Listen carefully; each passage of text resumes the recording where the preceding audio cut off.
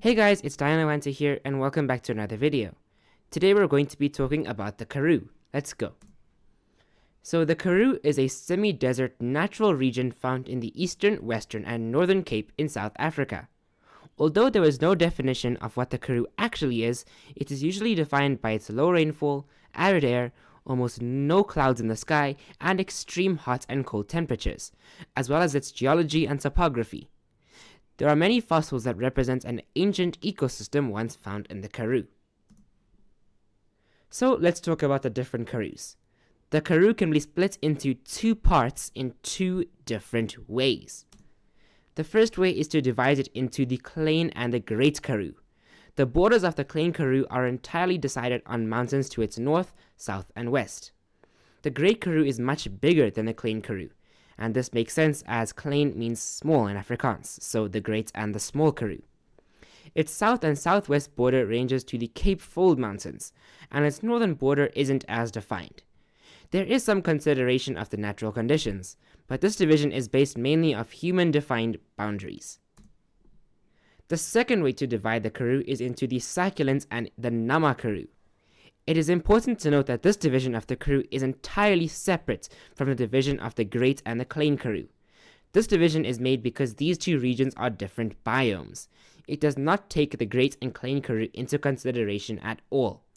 Like mentioned before, these are two of South Africa's biomes, with the Nama Karoo being much bigger and stretching across South Africa's western, northern and eastern Cape, while the Succulent Karoo is found mostly in the northern Cape. So now let's talk about the Karoo as a whole again. The climates. The Karoo is an arid to semi-arid desert and has a great range in temperatures. Like many deserts, it gets extremely hot, but can also get extremely cold. Rainfall is very rare and droughts are not uncommon. The Karoo receives an average of 220 millimeters, that's 78 inches of rain per year.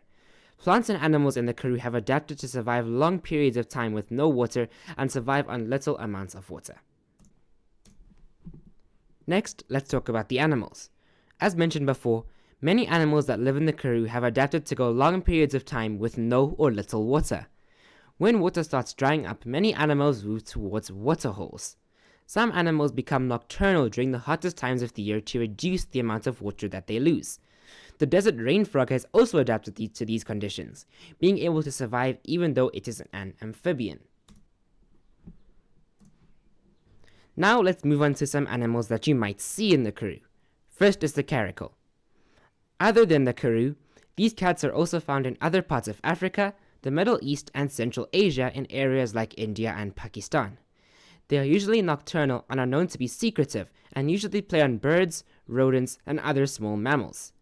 Caracals can leap higher than 3 meters, that's 9.8 feet in the air, to catch birds in flight. Next is the barking gecko, and barking geckos are endemic, that means that they only live in, to southern Africa. Their genus name means featherfoots, and this refers to the fringes on their toes. As is the case with many geckos, their tails can also get swollen because of fat stores. Including the tail, these geckos get to an average size of around 10 to 12 centimeters, that's 3.9 to 4.7 inches. Next is the grey mongoose. Usually called the Cape grey mongoose, they are native to South Africa, Lesotho and Namibia and can grow 55 to 69 centimeters long, that's 21 to 27 inches. They are diurnal and have been known to live in close proximity to humans. They have been known to even live under the floors of outbuildings. They prey mainly on insects and small rodents, but will also eat birds, small reptiles, amphibians, other invertebrates, and even fruit. Next is the bat-eared fox. And the bat-eared fox has a large range that extends across eastern and southern Africa, and it gets its name from its ears, which help with thermoregulation. They are highly social and live in groups. Visual display, like using its eyes, ears, heads, and even tails in a specific way, are used for communication. Bat-eared foxes are believed to have been around since the Middle Pleistocene, a period that lasted from 770,000 to 129,000 years ago. Next is the scrub hare. Scrub hares are found in Namibia, South Africa, Lesotho, and Eswatini, but there are reports of them being spotted all over Africa, in countries like Senegal, Ethiopia, Nigeria, and more. They are listed as least concern on the IUCN Red List, but their population is expected to heavily decline in the next 100 years. Scrub hares that live at more northern latitudes have been noticed to have larger bodies than hares at southern latitudes. Now let's talk about the plants and some of the plants you might see in the Karoo. First is the sweet thorn. Sweet thorns are found in Mozambique, South Africa, and southern Angola. It is a medium-sized tree that can grow to heights of up to 12 meters. That's 39.4 feet. This tree is in the pea family and can live for 30 to 40 years. Seedlings of this tree sprout after there has been a fire. This is the case with a lot of plants in the Karoo, so fires aren't always a bad thing.